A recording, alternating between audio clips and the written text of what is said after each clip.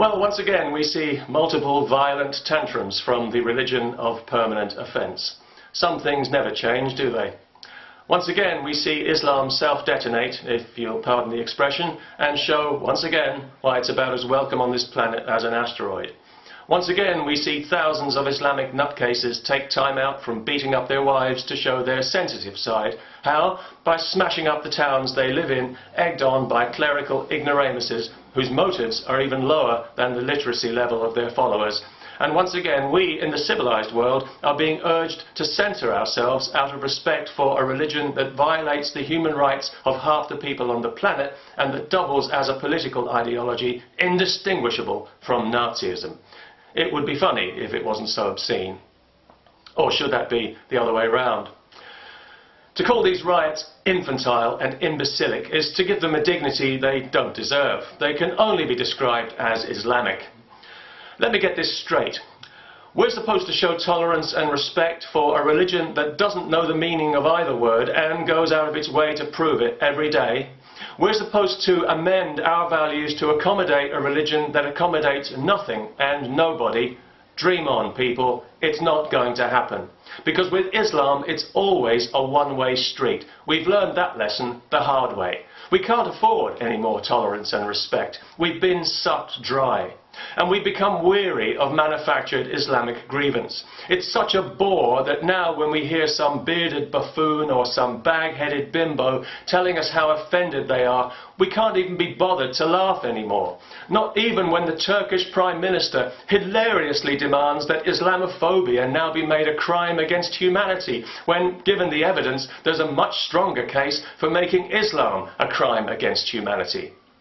Besides, Turkey is already hypocritically guilty of one of the worst crimes against humanity in history, the Armenian genocide, a crime it doesn't even have the balls to admit to. When Muslims start showing the same level of outrage about things that are genuinely offensive, like the thousands of women and girls who are murdered and mutilated and raped every year in their countries, then we might take them a bit more seriously. As it is, there is nothing on this planet less deserving of sympathy or respect than Muslim outrage.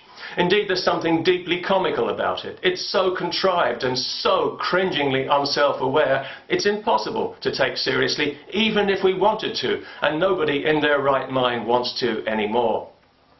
There was a time when Islam was given the benefit of the doubt by many people in the West. Now we think it's poison and we wish we'd never heard of it, because 20 years of baseless grievance mongering and knee-jerk offence have shown us this religion for what it really is, and now we don't like it, we don't trust it, and we are never going to respect it. And we don't care how Muslims feel about that.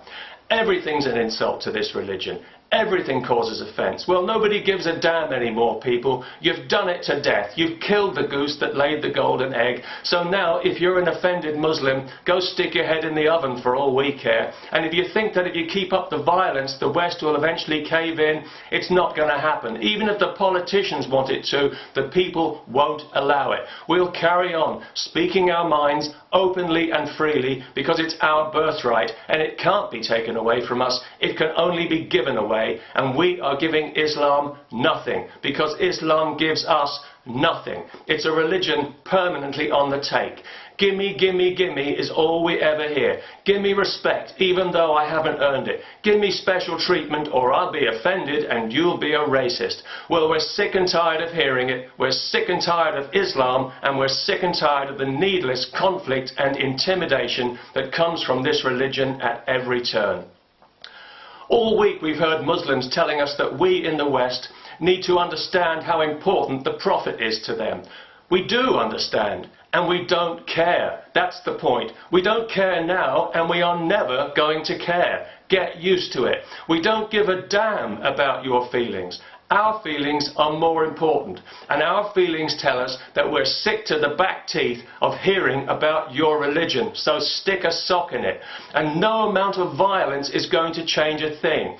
The more you riot and scream and shout, the less we're going to listen. It'll simply stiffen our resolve not to be bullied and pushed around by people whose values we don't respect, because you've given us no reason to respect them, and, more to the point, because you are incapable of giving us such a reason. In short, we will not be told what we can and cannot say. Not by you, not by anybody, not now, not ever. No matter how many flags you burn, no matter how many embassies you attack, free speech will prevail and you'll suck it up and like it.